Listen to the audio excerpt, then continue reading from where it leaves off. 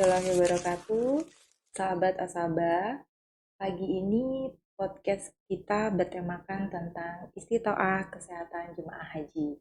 Di samping saya sudah ada Dr. Taufik Kuku dari Balai Kekarantinaan Kesehatan Kelas 1 Balikpapan. Selamat pagi, Dok. Selamat pagi, Mbak. Kita akan mulai beberapa pertanyaan untuk bisa di-share ke sahabat Asaba di pagi hari ini. Kementerian Agama menetapkan untuk kebijakan bahwa jemaah haji yang berhak berangkat adalah jemaah yang sudah berstatus istitoah. Sebenarnya istitoah sendiri, kalau dari kesehatan, bisa dijelaskan dok, istitoah itu seperti apa? Iya, terima kasih Mbak. Jadi sebenarnya istilah istitoah itu kan istilah yang sudah lama kita kenal ya. Dan sejak tahun 2016, istitoah kesehatan itu menjadi salah satu hal yang difokuskan untuk jamaah haji ya. Dan arti dari istitoah itu sendiri ya itu adalah kemampuan atau kesanggupan untuk para calon jamaah untuk melaksanakan ibadah haji. Ya tentunya kita lihat dari aspek kesehatannya. Ya. Dan aspek kesehatan yang dimaksud ini meliputi aspek fisik, ya kemampuan fisiknya dan juga kemampuan mentalnya. Ya itu. Tapi tentunya memang untuk istoah itu ada tolak ukurnya, Mbak. Bukan berarti kemudian kita tanya ke para calon jamaah, Bapak Ibu sanggup melakukan ibadah haji, pasti semuanya ngomong sanggup. Ya, padahal sebenarnya itu ada kriteria-kriterianya, ada prosedurnya, ya. Dan sebenarnya sudah para pakar itu sudah duduk bersama untuk membuat kriterianya dan kemudian itu sudah dibukukan ya dalam Peraturan Menteri Kesehatan nomor 15 tahun 2016 tentang tentang istoah kesehatan haji. Kalau untuk istitoah sendiri ada beberapa kategori yang bisa dijadikan status jemaah itu layak berangkat atau tidak dok? Iya, untuk kriteria istitoah sendiri itu ada 4 ya berdasarkan Permenkes 15 2016. Yang pertama itu ada memenuhi syarat istitoah kesehatan, kemudian memenuhi syarat istitoah kesehatan dengan pendampingan, tidak memenuhi syarat istitoah sementara dan tidak memenuhi syarat istitoah. Jadi ada 4 kriteria. Kalau untuk istitoah sendiri, berarti kan jemaah sudah masuk ke asrama haji dengan status istitoah. Kemudian untuk dari eh, kesehatan Bapak, maksudnya dari dinas Bapak sendiri, itu untuk menetapkan jemaah ini untuk bisa berangkat atau tidaknya, standarnya seperti apa, Pak? Ya, jadi kalau kita runut dari alur penyelenggaraan kesehatan haji itu kan dari tingkat puskesmas ya. Jadi saat jamaah haji itu pertama mendaftar, kemudian 1-2 tahun sebelum keberangkatan, nah itu pasti ada daftar antrian atau daftar urutan itu ya, daftar urutan keberangkatan. Nah dari situ para jamaah haji ini sudah mendapatkan warning sebenarnya bahwa yang bersangkutan akan berangkat mungkin tahun depan atau 2 tahun lagi. Nah diharapkan di situ jamaah haji ini sudah mulai ya siap untuk mempersiapkan kesehatannya terutama. Dan di daerah khususnya di kabupaten kota itu teman-teman di puskesmas akan mulai melakukan pemeriksaan tahap pertama. Tahap pertama itu untuk menentukan risiko tingginya, kemudian setelah dinyatakan yang bersangkutan itu risti atau tidak, kemudian akan dilanjutkan dengan pemeriksaan tahap kedua. Pemeriksaan tahap kedua itu untuk menentukan apakah yang bersangkutan istoah atau tidak istoah. Ya, kalau yang memang jelas-jelas tidak istoah, artinya jamaah itu memang tidak akan sampai ke asrama haji. Sedangkan jamaah haji yang dinyatakan tidak istitoah sementara, nah itu akan mendapatkan pengobatan sampai yang bersangkutan sembuh. Waktunya kan panjang ya, sekitar mungkin ada 3-6 bulan. Jadi teman-teman di puskesmas saat itu memang yang proaktif ya untuk menyiapkan para calon jamaah haji ini bagaimana jamaah haji yang tidak istitoah sementara ini nanti berapa bulan ke depan menjelang keberangkatan dia bisa menjadi istoah. Sedangkan jamaah haji yang istoah itu langsung aja nanti dia akan bisa masuk ke asrama haji. Jadi penetapan itu adanya di daerah sampai masuk ke asrama haji, berarti dia sudah istoah. Kemudian kalau kami di sini di PPIH Bidang Kesehatan itu hanya menentukan apakah yang bersangkutan tersebut layak terbang atau tidak. Ya, jadi memang agak beda kriterianya. Oke. Ada kemungkinan nggak dok kalau jemaah masuk ke asrama haji sudah berstatus istiqoah kemudian tidak keluar untuk surat layak terbang ya dok?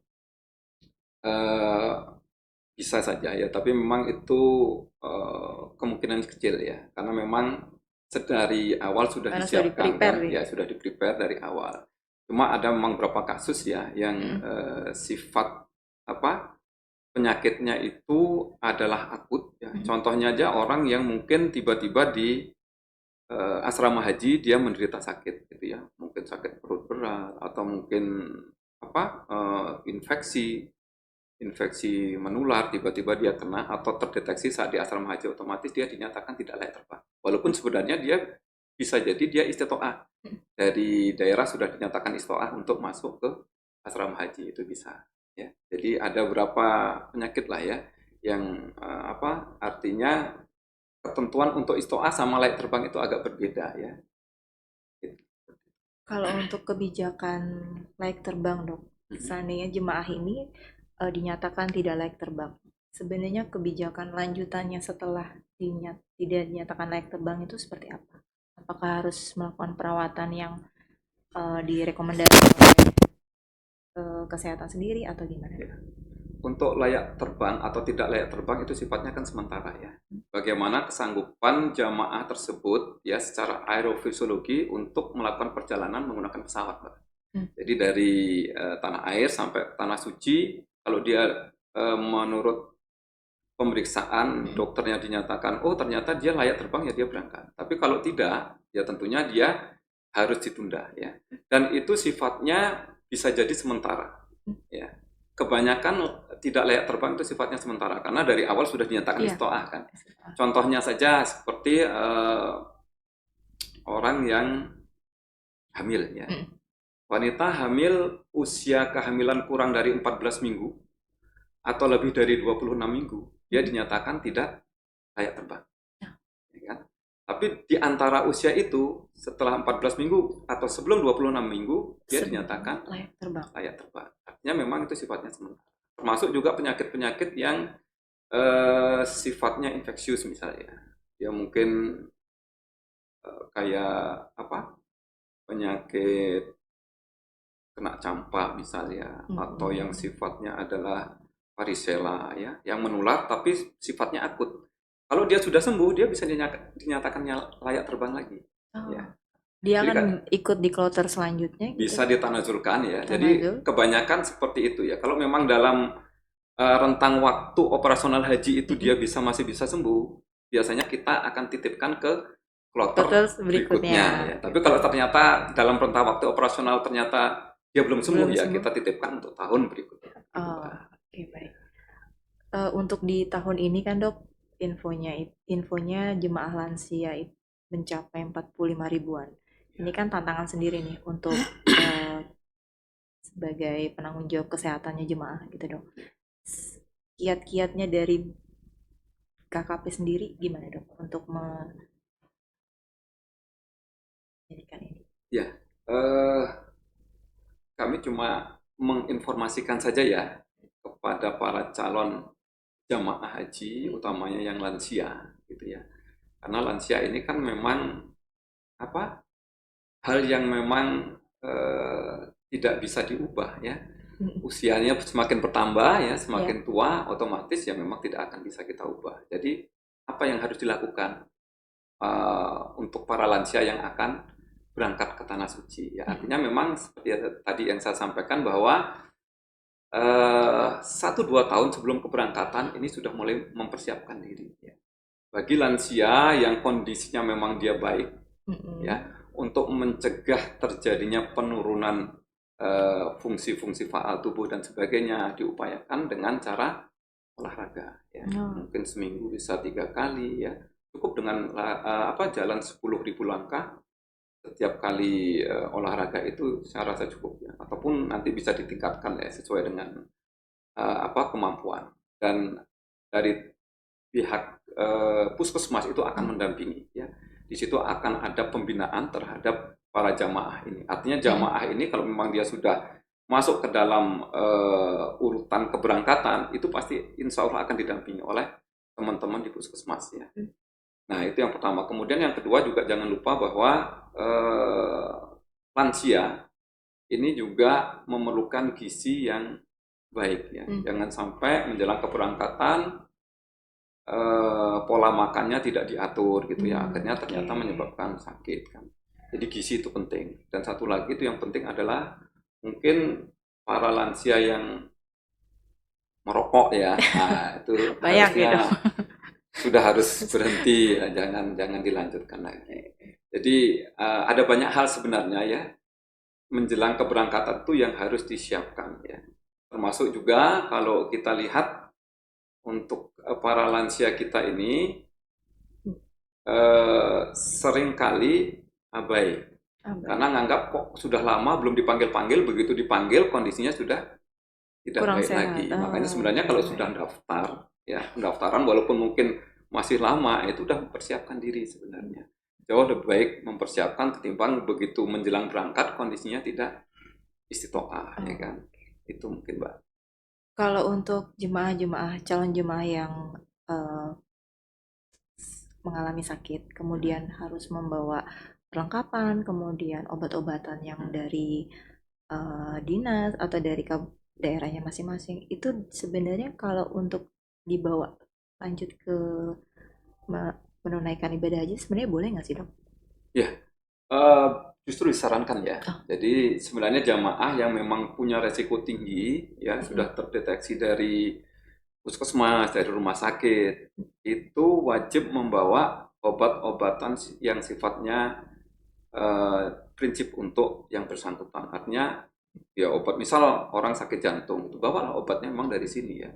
Karena kadang-kadang mungkin di sana agak berbeda ya mereknya, kemudian mungkin jenis obatnya juga berbeda dan sebagainya. Jadi lebih baik memang sudah disiapkan dari sini. Ya. Artinya tidak dilarang ya, sepanjang memang itu digunakan untuk pengobatan.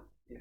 Jadi memang nanti kan akan didampingi oleh TKHI-nya, oleh dokter, oleh perawat. Nah nanti bisa menitipkan obat di situ, walaupun mungkin masih dipegang sama yang bersangkutan sendiri, tapi dokternya punya catatan bahwa yang bersangkutan memang memerlukan obat itu, gitu ya. Artinya kalau sampai di sana kemudian akan disita, itu kan dokternya bisa menyampaikan bahwa ini obatnya memang obat yang dibutuhkan untuk jamaah tersebut. Gitu ya. Kalau untuk calon jemaah haji yang sudah masuk ke embarkasi ini dok, sebenarnya kalau dari eh, kantor kesehatan sendiri itu pemeriksaannya apa aja sih dok? Sebenarnya kita itu pemeriksaan yang kita lakukan sifatnya verifikatif ya. Jadi memastikan bahwa pemeriksaan yang dilakukan di tingkat puskesmas sama di rumah sakit sebelum masuk ke asrama haji itu sudah sesuai. Itu yang pertama. Kemudian yang kita lakukan di sini hanya melihat apakah yang bersangkutan itu memiliki kesanggupan untuk melakukan penerbangan ya selama kurang lebih 10 jam ya sampai 12 jam. Ya. Kalau memang yang bersangkutan kita periksa dari sisi fisiknya, mentalnya, dan itu kita anggap sanggup ya, tentunya yang bersangkutan bisa kita layakkan untuk terbang. Kalau seandainya nih dok, ada jemaah yang ternyata sudah dinyatakan layak terbang, kemudian drop di saat di penerbangan itu. Sebenarnya kalau dari tim kesehatan sendiri apa yang dilakukan sih dok? Ya tentunya ini menjadi tanggung jawab dari petugas TKHI kloter ya? ya, petugas kloter ya, PKHI maupun petugas dari Kemenag ya, karena memang sudah dalam perjalanan, kondisi perjalanan. Yang dilakukan ya tentunya harus memastikan kondisinya masih layak atau enggak untuk melakukan perjalanan sisanya. Ya.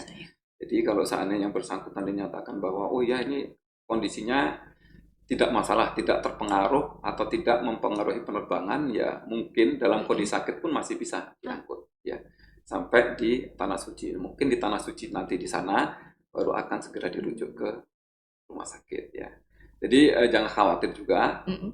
sepanjang sudah dinyatakan isto'ah, kemudian layak Layak terbang. terbang, kemudian jamaah itu terbang. Kalaupun ada sakit saat perjalanan Mm-mm. itu kita Ada punya pendampingnya petugas ini ya, ya, ada jadi petugasnya untuk petugas-petugas kloter mendampingin ya yang dok.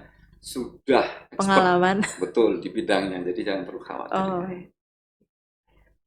kalau untuk jemaah yang beberapa tahun lalu dok pengalaman nih, sebenarnya paling banyak jemaah tidak layak terbang itu dikarenakan sakit apa sih dok? Ya, kalau yang pengalaman saya memang yang pertama itu kardiovaskuler ya. Kardiovaskuler Kardiovaskuler. itu pembuluh darah ya, Hmm. dan jantung itu paling banyak, yang paling sering ya. Kemudian penyakit-penyakit lain ya seperti penyakit metabolik kayak Hmm. kencing manis gitu Oh, ya. Kemudian gangguan ginjal dan sebagainya itu juga ada. Itu pengalaman sebelum tahun 2016 oh ya. Karena 2016. setelah 2016 ya, setelah terbitnya Permenkes 15 2016 itu sudah mulai berkurang. Kan Berkurang. udah disaring itu ya. Oh, Jadi artinya jamaah-jamaah yang kondisinya eh, sebenarnya tidak layak juga untuk berangkat karena tidak mm-mm. isto'ah ya. Artinya tadi kan isto'ah Bisa itu sanggup ya, sanggup. mampu. Jadi jamaah yang tidak istiqomah itu sebenarnya di sana ya datang kemudian tidak melakukan apa-apa juga. Iya. Justru jamaah yang seperti ini itu secara pribadi kebanyakan mereka tidak bisa melakukan ibadah Ibadah secara secara sempurna. sempurna. Di samping juga petugas ini akan fokus ke sana ya. Jadi jamaah ini terus didampingi sehingga jamaah yang lainnya ini kadang-kadang agak terbengkalai ya. Makanya Oh, kenapa iya iya.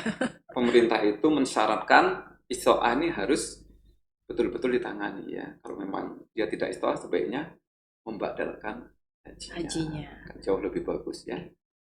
Kalau untuk ada stigma di masyarakat nih dok, lebih baik meninggal dia saat haji walaupun sakit memaksakan untuk berangkat. Menurut dokter seperti apa? Ya, itu masih ada paradigma lama ya Iya. yang sebenarnya kita harus perbaiki juga Mm. ya. Karena belum tentu juga meninggal di sana kemudian ibadahnya semua diterima juga kan. Karena ya itu Karena kalau seandainya keluarganya kehilangan ya. betul. Jadi takutnya nanti keluarganya yang mungkin mau ziarah kubur susah juga gitu kan. Itu yang pertama ya. Iya, Jadi yang berikutnya ya juga jamaah ini memang harus kita sadarkan bahwa iya. sebenarnya ada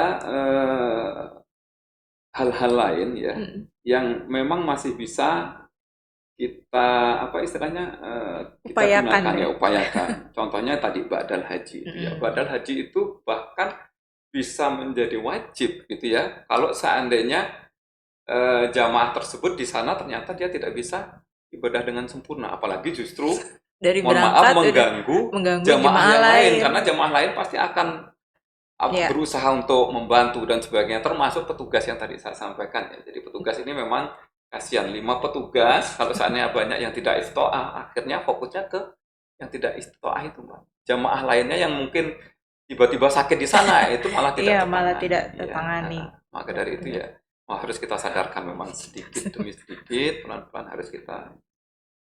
Oh, ya. Kalau untuk ini dok, pengalaman haji kemarin, ada yang jemaah lansia justru lebih sehat dibanding dengan jemaah yang usianya lebih muda gitu. Ya, Jadi sebenarnya lansia eh, tidak pasti bahwa dia tidak istiqomah gitu. Maksudnya iya, dia iya, iya, justru iya. justru lebih mampu dibanding Iya, yang muda gitu dok. betul betul makanya dari awal ya, pembinaan dan pemeriksaan awal ya, itu akan di-screening betul, Mbak. Mm, Jadi belum tentu lansia itu akan lebih buruk kondisinya kalau memang iya, dia sudah mempersiapkan diri ya. Sekarang lo banyak ya, iya, kalau kita lihat para lansia yang setiap minggunya ikut aktivitas senam dan sebagainya. benar. Sedangkan mungkin yang usianya lebih muda, malah mereka, Gaya hidupnya kurang sehat ya betul, dok. mereka belum sadar bahwa Mm, sebenarnya gaya hidup yang seperti itu ternyata sangat berpengaruh kepada kesehatan. Artinya ya itulah kita harus melihat, tidak bisa melihat dari ah, kacamata oh awal. ini Oh, kalau lansia pasti akan sih. jelek, tidak, belum tentu ya. Makanya harus ada pemeriksaan dulu, kan. Pemeriksaan pertama, Mm-mm. kedua, dan terakhir ketiga di asrama haji. Ya, Kalau untuk makanan sendiri dok, bagaimana eh, jemaah yang sudah masuk ke asrama haji? Itu makanan-makanan yang dihindarin tuh seperti apa, Dok? Ya, untuk makanan ya, jadi sudah beberapa tahun sebenarnya dari pihak penyelenggara PPIH Asrama Haji Mm-mm. juga mempersiapkan makanan yang memang terpola ya, Mm-mm. walaupun tidak untuk seluruh jamaah yang sakit, tapi setidaknya dari pihak PPIH Berkasi. embarkasi sendiri itu memiliki kriteria ya terkait dengan berapa jumlah kalorinya Hmm. ya, kemudian isinya dan sebagainya itu sudah Dan, dihitung gitu dan ya, itu diperiksa. sudah diperiksa, sudah dihitung dan itu setidaknya sesuai untuk para calon jamaah haji. Nah, khusus untuk jamaah haji yang memang memiliki tantangan Ya. atau diet yang khusus, Ya. itu selayaknya disampaikan ke kami. Hmm. Ya. Kalau memang itu memang menjadi mempengaruhi dia. Tapi saya rasa kalau jamaah itu sudah masuk ke asrama haji kan artinya tadi yang tadi kita sampaikan yang bersangkutan sebenarnya sudah istoah dan tidak ada perbedaan yang terlalu mencolok Hmm. antara mungkin dia yang sakit sama yang betul-betul sehat. Ya. Setidaknya dia sudah masuk ke asrama haji pasti itu udah hampir hampir rata Hampir ya, hampir rata ya. sama gitu Kesehatannya ya. hampir rata ya, Dok. Hampir sama ya. Mungkin dia yang harus diingatkan adalah minum obat.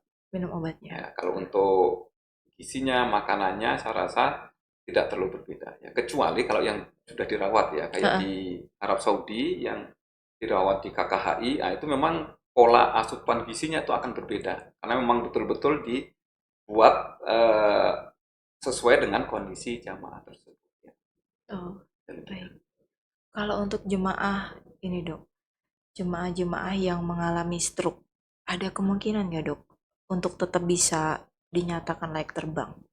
Ya, kita lihat dulu stroke-nya stroke apa ya. Hmm. Jadi kalau stroke itu kan ada kriterianya ya. Ya. Kalau stroke-nya sifatnya akut gitu ya, itu bisa, tapi dengan catatan dia akan dinyatakan sebagai tidak istitoah untuk sementara.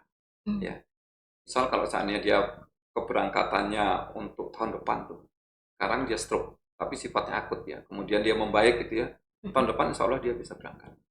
Kecuali stroke yang sifatnya berat ya, mungkin stroke perdarahan atau yang disebut sebagai stroke hemoragik, kemudian yang bersangkutan itu mengalami kelumpuhan gitu ya, Nah, karena stroke-nya kelumpuhannya mungkin kelumpuhan ekstremitas bagian ekstrem bawah ya. tapi Ya. total gitu kan, dan mereka kan yang seperti itu kan otomatis perlu pendampingan nih. Hmm. Nah yang seperti itu yang bisa dinyatakan dia tidak istiqoah.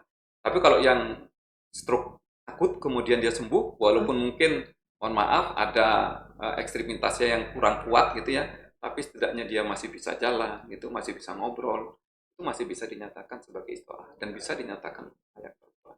tapi ada kemungkinan ini nggak, Dok? Resiko dia kena serangan selanjutnya ketika beribadah? Ya, Gimana, Dok? itu yang harus Itu.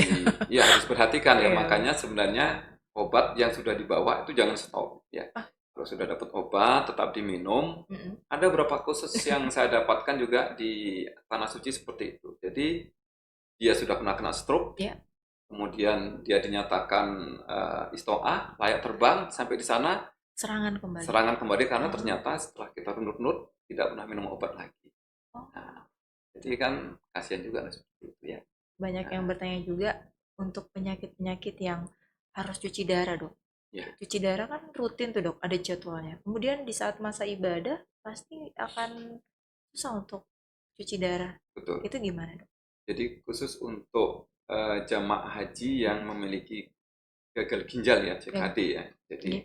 chronic kidney disease stadium 4 Mm. di mana dia harus cuci darah secara rutin. Ya. Nah, ini memang tidak disarankan untuk melakukan ibadah haji secara mandiri, secara Hmm. sendiri ya. Ya. Artinya ya yang seperti itu harus dibadalkan hajinya Bedakan ya. ya, Dok.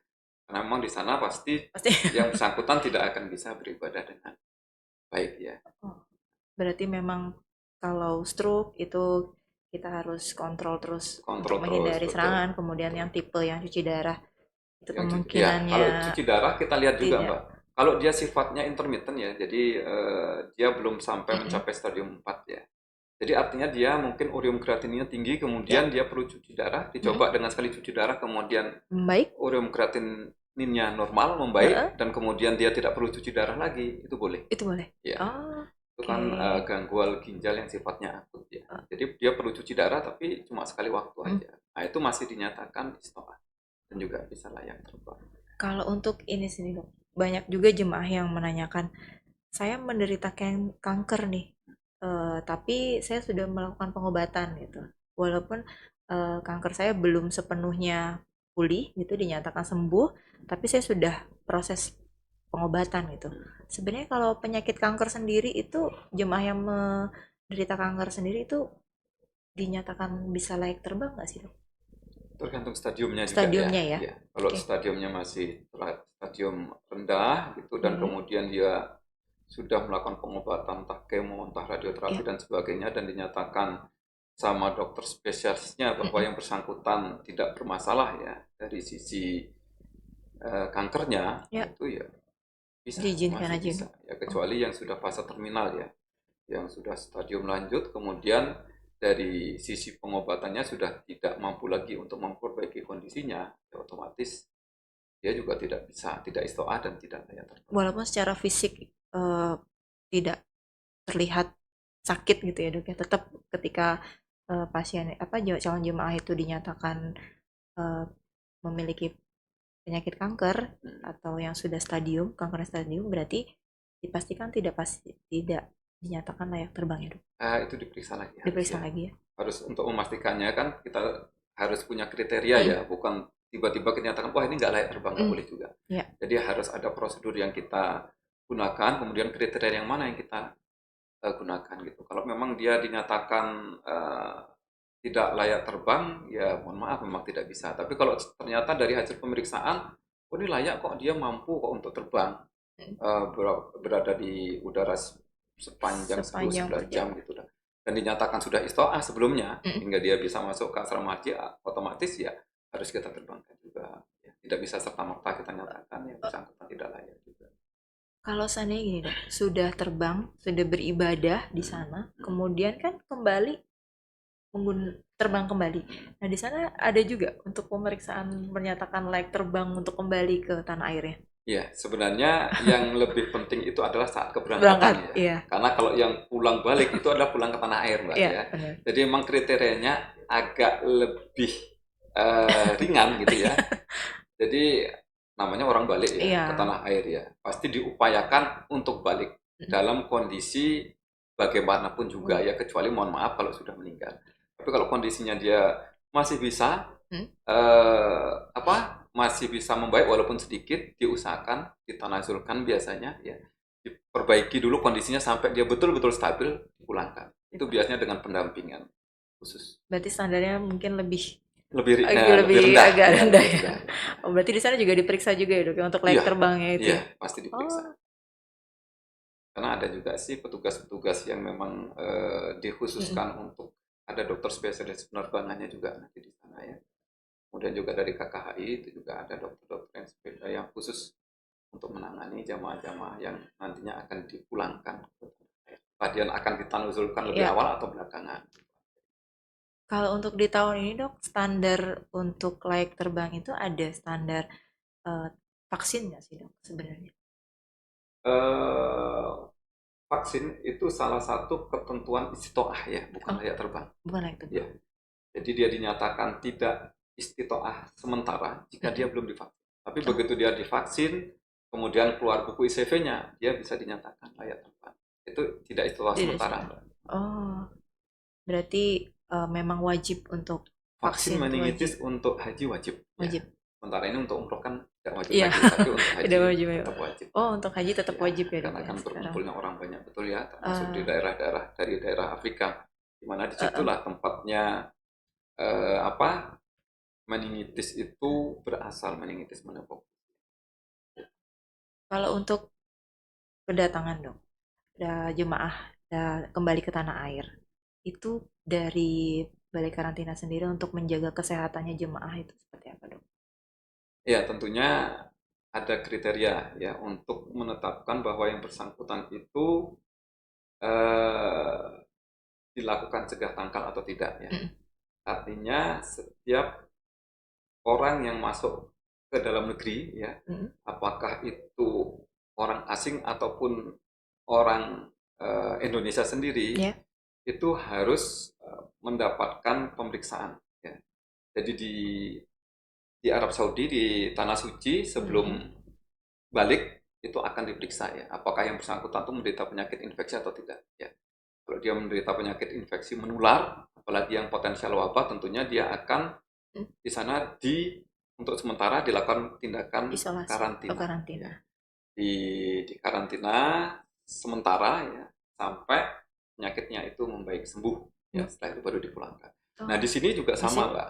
Di sini juga kita menerapkan prinsip yang sama, yaitu jamaah haji yang pulang ya, mungkin dia tidak terdeteksi Iya. misal ya di Mm. sana, kemudian dia terbawa sampai sini, kok dia menderita penyakit infeksi Ya. serius, infeksi potensial wabah, kita akan lakukan tindakan yang sama ya. Kita lakukan tindakan isolasi karantina bagi jamaah yang menderita sakit infeksi tersebut ya. Kita jauhkan dari jamaah yang sehat tentunya. Mm. Kemudian yaitu juga perlu waktu beberapa Iya. hari ya untuk melakukan tindakan tersebut. Kemudian kalau sudah membaik ya kita pulangkan juga. Berarti dari balai karantina sendiri, jemaah yang datang pun tetap di screening ya, Dok, Ya, sebelum tetap di bertemu screening. dengan Betul, keluarga, betul. kemudian ke Ya, lingkungan segala betul. macam. Kalau untuk penyakit sendiri, Dok, kebanyakan penyakit yang kemungkinan bisa ditularkan dari jemaah haji yang datang kembali ke tanah air itu kebanyakan penyakit seperti apa, Dok? Ya, jadi penyakit-penyakit infeksi itu yang paling dominan mudah Mm-mm. ditularkan adalah penyakit yang sifatnya aerogen, Mbak. Jadi yang Air, lewat pernafasan ya, saluran pernafasan. nafas. Jadi ada yang sifatnya droplet, ada Mm-mm. yang sifatnya aerogen tadi ya. Jadi dia menyebar melalui udara Ya, atau secara langsung tapi lewat apa? Lewat pernafasan ya, pernafasan. lewat percikan, dahak dan sebagainya. Nah, itu yang harus diwaspadai. Adapun penyakit-penyakit yang sifatnya penyakit infeksi yang sifatnya kontak Mm-mm. itu tidak terlalu mudah menyebar, tapi tetap tak akan Antisipasi ya, Dok. antisipasi juga tetap sama sih. Tapi kalau untuk saran sendiri untuk jemaah yang kembali ke tanah air, disarankan untuk memeriksakan kembali kesehatannya ke vaskes terdekat atau gimana, Dok? Betul, Mbak. Jadi ada ketentuan bahwa pasca kepulangan Mm-mm. jamaah itu eh, masih dianggap ya berisiko Berisiko untuk menderita penyakit infeksi hingga 14 hari. 14 hari. Artinya selama 14 hari itu sebenarnya pihak puskesmas itu memantau. Walaupun tidak secara langsung Ya. memantaunya ya, tapi melalui suatu catatan ya. Mm-mm. Ya, jadi Kontrol ya. K3JH namanya ya.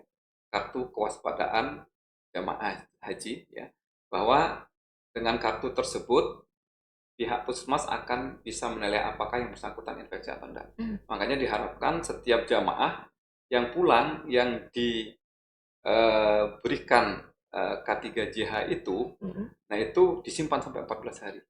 Kemudian kalau seandainya bersangkutan selama 14 hari aman ya, tidak ada sakit, Mm-mm. infeksi yang berat gitu ya, K3JH itu harus diserahkan ke puskesmas terdekat. Oh. Tapi kalau seandainya dalam 14 hari yang bersangkutan kok ternyata mengalami demam tinggi gitu Ya. ya, batuk-batuk, sesak dan sebagainya gitu. Mm. Nah, itu saat berobat, wajib berobat ya, Wajib datang ke berobat. puskesmas sambil membawa kartu itu Kartu juga itu. ya. Jadi artinya nanti pihak puskesmas itu bisa memantau dari situ. Oh, ternyata jamaah ini berapa persen yang kondisinya baik sampai 14 hari, berapa persen yang sebelum 14 hari sudah mengalami infeksi Berarti ya. dari Bapak sendiri dari balai karantina itu melepaskan jemaah kesehatan tanggung jawab kesehatan jemaah itu pada saat keluar dari asrama haji. Iya betul, tapi Oh, sebenarnya bukan melepas tanggung iya jawab ya, benar-benar. artinya itu Berpindah. tanggung jawab itu tetap ya. Jadi ada dari kriteria Mm-mm. yang tadi saya sampaikan bahwa alurnya memang seperti itu ya. Jadi sampai di asrama haji telah dinyatakan kondisinya boleh keluar Boleh ya, keluar? dia akan keluar jamaah tersebut dan itu pelimpahan kewenangan itu Kewenangan. ada ke pihak kabupaten kota, dalam Kabupaten hal ini kota. adalah puskesmas terdekat dari jamaah tersebut. Jadi tetap kita juga mantau sih sebenarnya kalau seandainya nanti ada informasi dari Mm-mm. pihak puskesmas atau dinas kabupaten kota setempat yang menyatakan bahwa yang bersangkutan mungkin menderita penyakit potensial wabah gitu ya. Nah, Nah, kita juga akan pantau di situ. Oh, ternyata ada yang seperti ini dan kita bisa melakukan tindak lanjut untuk pelacakan yang lainnya. oh. Baik, sekian episode podcast hari ini. Terima kasih saya ucapkan atas kehadiran Dr. Taufik. Eh, Semoga apa yang di-share hari ini bisa bermanfaat buat sahabat asabah, terutama calon jemaah haji tahun 2024 yang akan segera masuk asrama haji. Kita tunggu episode-episode podcast selanjutnya. Assalamualaikum warahmatullahi wabarakatuh. Waalaikumsalam warahmatullahi wabarakatuh.